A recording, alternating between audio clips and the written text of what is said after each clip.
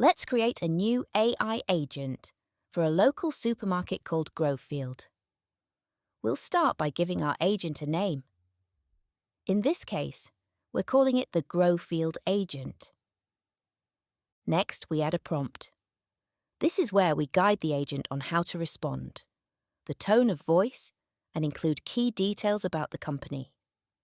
Once that's done, we click Create.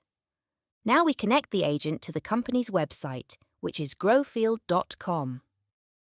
This allows the agent to automatically pull relevant information. To further train the agent, we upload important documents under the Knowledge section. We will upload FAQs, return and sourcing policies, and a product overview. As the documents upload, the agent starts indexing them. This means it's reading and understanding the content to better support customer questions.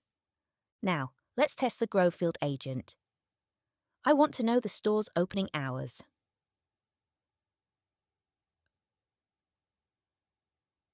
That's it.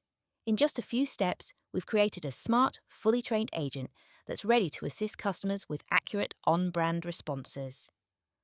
Let's activate our agent.